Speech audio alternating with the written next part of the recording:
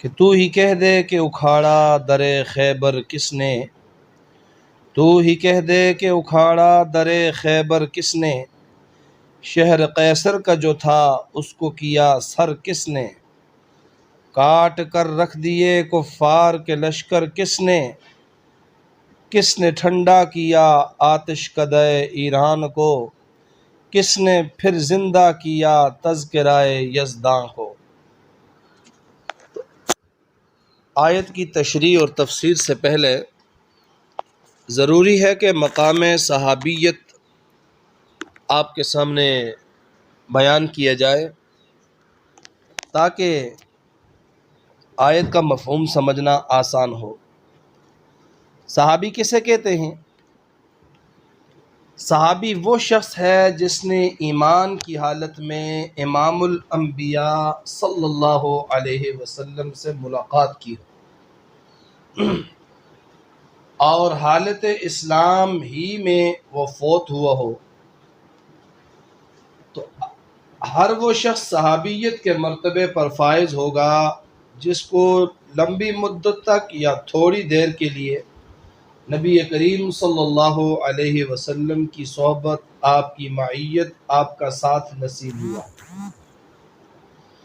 اور اس نے آپ صلی اللہ علیہ وسلم سے کوئی روایت نقل کی ہو یا نہ کی ہو، آپ کی معیت میں جہاد کیا ہو یا نہ کیا ہو، اور وہ شخص بھی جو بھی صحابیت کے درجے پہ فائز ہوگا جس نے ایک بار ہی آپ کی زیارت کی ہو، یا وہ بھی جسے نبی اکرم صلی اللہ علیہ وسلم نے دیکھا ہو، یعنی وہ تو نبی علیہ السلام کو نہیں دیکھ سکا لیکن نبی کریم صلی اللہ علیہ وسلم نے جس کو دیکھا ہو، جیسے حضرت عبداللہ ابن ام مکتوم رضی اللہ تعالی عنہ نابینا تھے، وہ تو نہیں دیکھ سکتے تھے لیکن حضور صلی اللہ علیہ وسلم نے انہیں دیکھا، تو اس لیے وہ بھی صحابیت کے مرتبے پہ فائز ہو گئے۔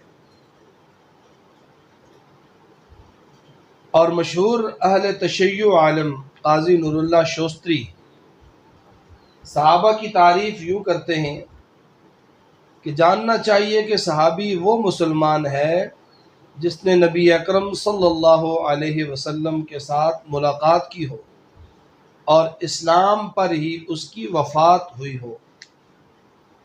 جس خوش نصیب نے ایمان لانے کے بعد امام الانبیاء صلی اللہ علیہ وسلم کو ایک لمحے کے لیے دیکھا یا آپ صلی اللہ علیہ وسلم نے اسے دیکھا، اسے شریعت کی اصطلاح میں صحابی کہتے ہیں۔ اب صحابیت کا مقام کیا ہے؟ تو تمام امت کے علماء کرام کا اس بات پر اجماع ہے کہ صحابیت کا یہ مقام اتنا بلند تر بالا قدر ہے کہ بعد میں آنے والی پوری امت بھی مل کر ایک صحابی کے مرتبے کو نہیں پہنچ سکتی۔ امت سے مراد صرف میں اور آپ نہیں ہیں، علماء دیوبند اور علماء بریلی نہیں ہیں، آج کے مسلمان نہیں ہیں، بلکہ صحابہ کے بعد آنے والی امت سے میری مراد تابعین ہیں، جن خوش نصیب لوگوں نے صحابہ کرام کو دیکھا تھا۔ بعد میں آنے والی امت سے میری مراد تبع تابعین ہیں، جن خوش بختوں نے تابعین کی زیارت کی تھی۔ بعد میں آنے والی امت سے میری مراد ائمہ محدثین ہیں، ان میں امام اعظم امام ابو حنیفہ ہیں، امام مالک ہیں، امام احمد بن حنبل ہیں، امام شافعی ہیں، امام ابو یوسف، امام محمد، امام عبداللہ ابن مبارک اور امام ظفر ہیں، امام بخاری، امام مسلم، ابو داؤد، ترمذی، نسائی، ابن ماجہ رحمہم اللہ۔ بعد میں آنے والی امت سے مراد امت کا وہ بہترین طبقہ محدثین و مفسرین ہیں کہ یہ سارے کے سارے بھی اگر مل جائیں تو ایک صحابی کے مرتبے کو نہیں پہنچ سکتے۔ صحابہ کرام کے بعد آنے والی پوری امت کے لوگ، تابعین، تبع تابعین، ائمہ مجتہدین، محدثین، مفسرین، فقہا، علماء، اتقیاء، صلحاء، شہداء، زاہدین و عابدین، شب زندہ دار، تہجد گزار، سب مل کر بھی ایک صحابی کے مرتبے کو نہیں پہنچ سکتے۔ عشرہ مبشرہ میں شامل ایک صحابی سیدنا سعید ابن زید رضی اللہ تعالیٰ عنہ فرماتے ہیں، اللہ کی قسم، کسی شخص کی امام الانبیاء کے ہمراہ کسی جنگ میں شرکت جس میں وہ شخص غبار آلود ہوا ہو، تمہارے عمر بھر کے اعمال حسنہ سے بہتر ہے، اگرچہ تمہیں عمر نوح مل جائے۔ اسی طرح امیر المؤمنین سیدنا فاروق اعظم رضی اللہ تعالیٰ عنہ کے فرزند ارجمند سیدنا عبداللہ ابن عمر رضی اللہ تعالیٰ عنہ فرماتے ہیں، لوگوں، نبی اکرم صلی اللہ علیہ وسلم کے صحابہ کو برا بھلا نہ کہنا، کیونکہ نبی اکرم صلی اللہ علیہ وسلم کے ہمراہ ان کی گزری ہوئی ایک گھڑی تمہاری پوری زندگی کے اعمال حسنہ سے بہتر ہے۔ علامہ ابن کثیر رحمہ اللہ لکھتے ہیں کہ اصحاب رسول کے لیے وہ فضیلت، ایمان قبول کرنے میں سبقت اور ان کو ایسے کمال حاصل ہیں جس میں امت کا کوئی شخص بھی ان کے درجے تک نہیں پہنچ سکتا۔ اللہ رب العزت ان سے راضی ہوا اور ان کو خوش کر دیا۔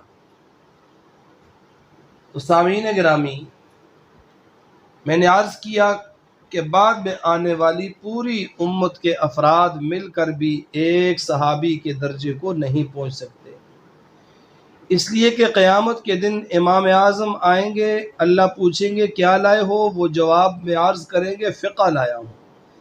امام بخاری آئیں گے، پوچھا جائے گا کیا لائے ہو، وہ اپنی بخاری شریف پیش کریں گے۔ امام مسلم اپنی مسلم کے ساتھ آئیں گے، امام رازی اپنی تفسیر، امام ابن کثیر اپنی تفسیر، علامہ ابن حجر اور عینی اپنی حدیث کی شروحات لائیں گے، شیخ عبد القادر جیلانی علی حجویری اپنی ولایت پیش کریں گے۔ اللہ کے دربار میں کل قیامت کے دن علماء اپنا علم پیش کریں گے، خطبہ اپنی خطابت لائیں گے، حفاظ اپنا حفظ لائیں گے، قراء اپنی قرأت پیش کریں گے، اولیاء ولایت لائیں گے، مفسرین تفسیریں پیش کریں گے، فقہا اپنی فقہ پیش کریں گے، مگر جب حبشے کا بلال آئے گا نا، جب فارس کا سلیمان آئے گا، جب صہیب رومی آئے گا، جب عمار و یاسر آئیں گے اور اللہ پوچھیں گے کیا لائے ہو، وہ کہیں گے تیرے نبی کے چہرے انور کی زیارت والا عمل لے کے آئے ہیں۔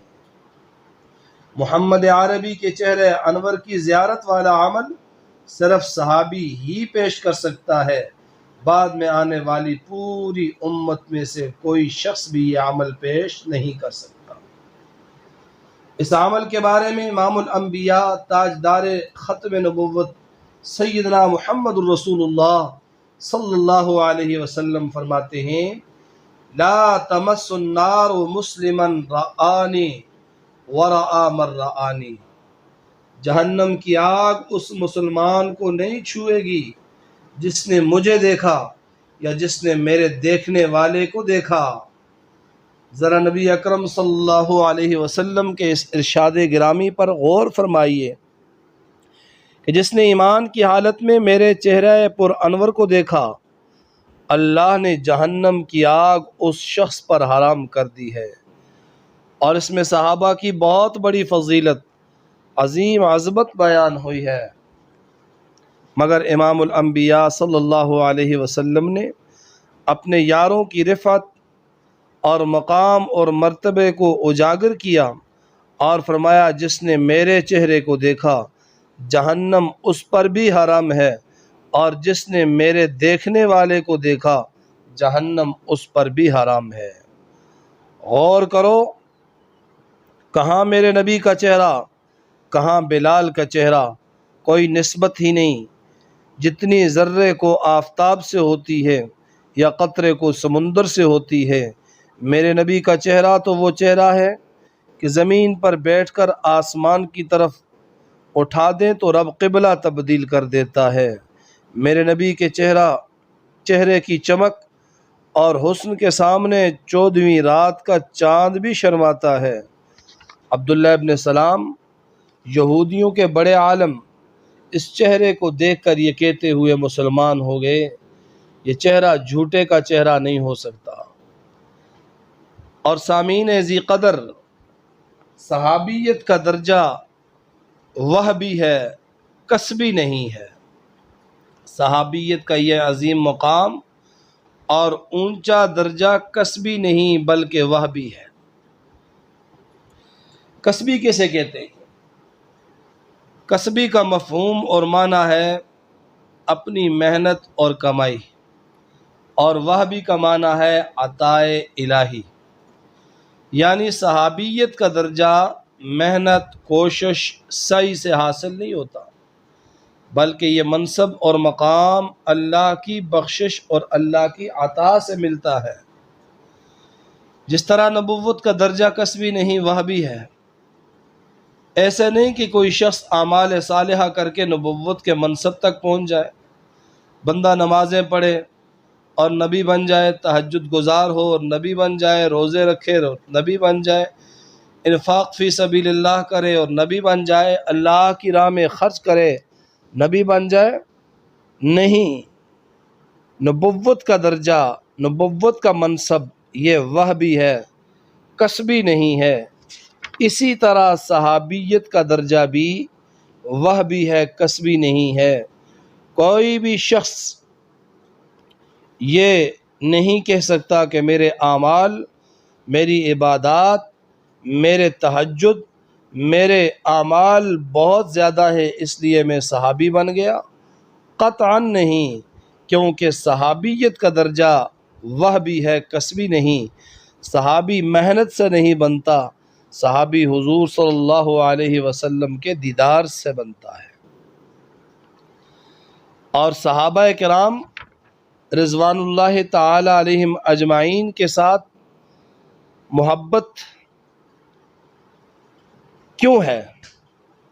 صحابہ کے ساتھ جو والہانہ محبت، دیوانہ وار محبت ہے، تو اس کی وجہ یہ ہے کہ میں صحابہ سے اس لیے محبت نہیں کرتا کہ وہ نمازیں بہت پڑھتے تھے، نوافل کثرت سے ادا کرتے تھے، وہ تہجد گزار تھے یا عابد و شب زندہ دار تھے۔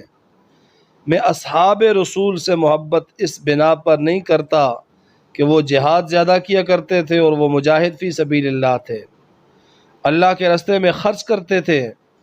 نہیں، صحابہ سے محبت ان کے اعمال کی وجہ سے نہیں، بلکہ صحابہ سے محبت محمد عربی سے محبت ہے، اور میرے نبی کے یار اور ساتھی، اس لیے میں ان سے محبت کرتا ہوں۔ خود اللہ کے نبی نے فرمایا، اللہ اللہ فی اصحابی لا تتخذوہم غرضا من بعدی من احبہم فبحبی احبہم ومن ابغضہم فببغضی ابغضہم۔ میرے صحابہ کے بارے میں اللہ سے ڈرو، انہیں میرے بعد طعن و تشنیع اور تنقید کا نشانہ نہ بنا لینا۔ جو بھی میرے صحابہ سے محبت کرتا ہے وہ میری محبت کی وجہ سے ان کے ساتھ محبت کرتا ہے، اور جو شخص میرے یاروں سے بغض رکھتا ہے تو ان سے کوئی اس کی ذاتی مخاصمت نہیں ہے، ذاتی جھگڑا نہیں ہے، بلکہ وہ بغض کی وجہ میں ہوں۔ تو گویا جس نے میرے صحابہ سے بغض رکھا اس نے مجھ سے بغض رکھا۔ جب صحابیت کا منصب اعمال کی بنا پر حاصل ہی نہیں ہوتا، اور جب صحابہ کے ساتھ محبت ان کے اعمال کی وجہ سے نہیں ہوتی، تو پھر ان کے اعمال سے بحث بھی نہیں ہے۔ صحابہ سے محبت ان کی اس نسبت صحابیت کی وجہ سے ہے، اور اس امت میں صرف اصحاب رسول ہی ہیں، یہی وہ خوش نصیب اور نیک بخت ہستیاں ہیں جن کو اعمال کے ترازو پر نہیں تولنا۔ یہ نہیں دیکھنا کہ انہوں نے نمازیں کتنی پڑھیں، جہاد کتنے کیے، اللہ کے راستے میں خرچ کتنا کیا، بلکہ یہ دیکھنا ہے کہ وہ یار کس کے ہیں، وہ صحابی کس کے ہیں، وہ دوست کس کے ہیں، وہ رفیق کس کے ہیں؟ کل قیامت کے دن سب لوگ اعمال کے مقابلے میں تلیں گے، ایک طرف وہ ہوں گے، دوسری طرف پلڑے میں ان کے اعمال ہوں گے۔ صرف اصحاب رسول ہی کا ایک طبقہ ہوگا، ترازو کے ایک پلڑے میں وہ خود ہوں گے اور دوسرے پلڑے میں معیت رسول ہوگی، دوسرے پلڑے میں محمد عربی کی دوستی ہوگی، دوسرے پلڑے میں نسبت صحابیت ہوگی۔ اسی لیے میرے پیارے پیغمبر نے فرمایا لا تسبوا اصحابی فوالذی نفسی بیدہ لو ان احدکم انفق مثل احد ذہبا ما ادرک مد احدہم ولا نصیفہ۔ فرمایا میرے یاروں کو برا بلا مت کہو، ان پر طعن و تشنیع نہ کرو، تنقید نہ کرو، مجھے اس ذات کی قسم ہے جس کے قبضہ قدرت میں میری جان ہے، تم میں سے اگر کوئی شخص احد پہاڑ کے برابر سونا خرچ کرے تو وہ میرے صحابی کے ایک مد بلکہ نصف مد خرچ کرنے کے برابر نہیں ہو سکتا۔ بخاری شریف کی یہ حدیث ہے۔ مد عرب کا ایک پیمانہ ہے جو وزن کے اعتبار سے تقریباً 500-550 گرام کے ہم وزن ہے۔ کہاں احد پہاڑ کے برابر سونا خرچ کرنا اور کہاں 500 گرام سونا خرچ کرنا، مگر صحابی کو عمل کے ترازو پر نہیں تولنا بلکہ نسبت کے ترازو پر تولنا ہے۔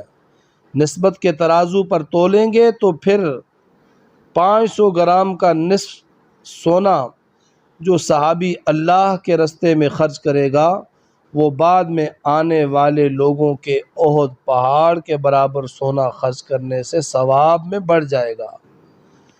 اس حدیث کو سامنے رکھ کر میں یہ کہنا چاہتا ہوں کہ اس سے یہ ثابت ہوا کہ صحابہ کے بعد آنے والی امت کے سارے عابدین، زاہدین، صالحین کے احد پہاڑ جتنے وزنی اور بھاری اعمال صحابہ کی مٹھی بھر اعمال کے برابر اور ہم پلہ نہیں ہو سکتے۔ صحابہ اکرام کے مقدس طبقہ کو امام الانبیاء کی رفاقت، مصاحبت، معیت، ساتھ کا جو وہ عظیم بلند ترین شرف حاصل ہوا وہ پوری امت کے لوگوں کے اعمال حسنہ اور نیکیوں سے کہیں بڑھ کر ہے۔ اور اسی بات کو، اس حقیقت کو مشہور محدث حضرت عبداللہ ابن مبارک رحمہ اللہ تعالی علیہ بیان فرماتے ہیں کہ جب کچھ لوگوں نے حضرت عمر بن عبدالعزیز کی عادلانہ اور منصفانہ طرز حکومت کو دیکھا اور انہیں امیر المؤمنین سیدنا امیر معاویہ رضی اللہ تعالی عنہ کے ہم پلہ سمجھنے لگے تو کچھ لوگوں نے حضرت عبداللہ ابن مبارک رحمہ اللہ سے پوچھا کہ سیدنا معاویہ رضی اللہ تعالی عنہ اور عمر بن عبدالعزیز میں سے کون افضل ہے، کس کا مرتبہ بلند ہے؟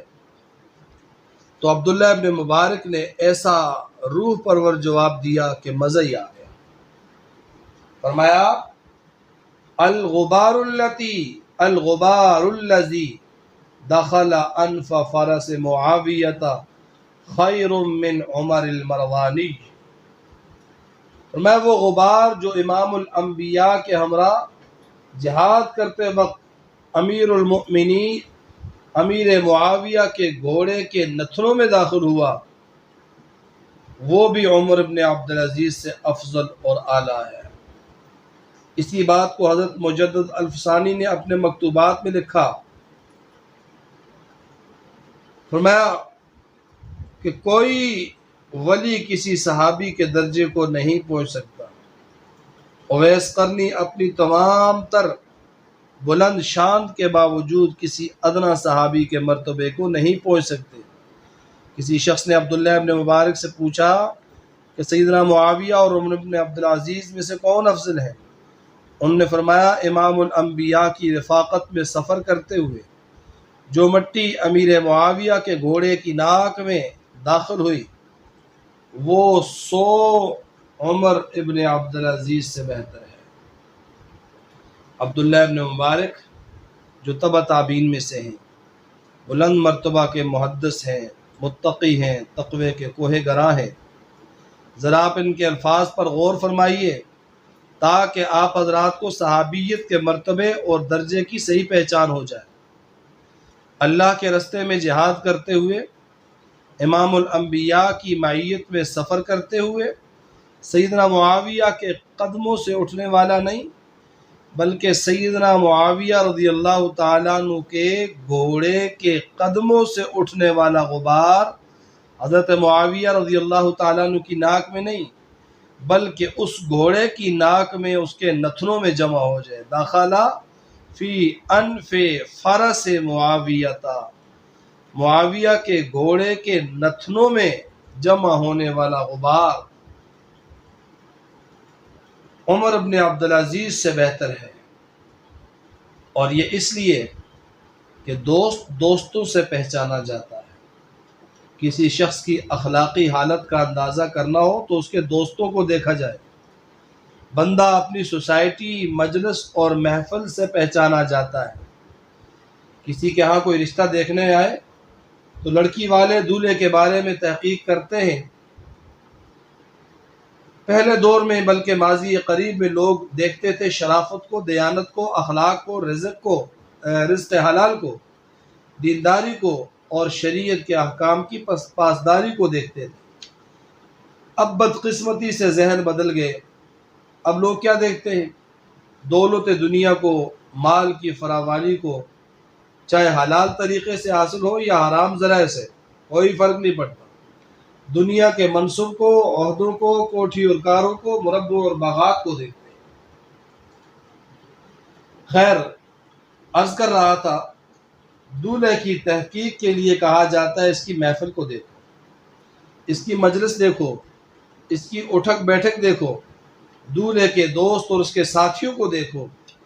اگر اس کے دوست اور اس کے یار اچھے ہیں تو پھر دولہا بھی اچھا ہی ہوگا، اور اگر اس کے دوست گندے ہیں، بدمعاش ہیں، بد اخلاق ہیں، زانی ہیں، شرابی ہیں تو یقیناً دولہا بھی ویسا ہی ہوگا۔ لوگوں بندے کی پہچان اپنے دوستوں سے ہوتی ہے، تو پھر مجھے کہنے دو کہ جتنے اچھے محمد عربی ہیں اتنے ہی اچھے ان کے یار بھی ہیں۔ امام الانبیاء کی رفاقت اور صحبت کوئی معمولی بات نہیں جس سے صرف نظر کر لیے جائے یا جسے نظر انداز کیے جائے۔ مولانا روم نے اور شیخ سعدی نے رفاقت اور دوستی اور ہم نشینی کی تاثیر کو بڑے خوبصورت اور احسن انداز میں بیان فرمایا۔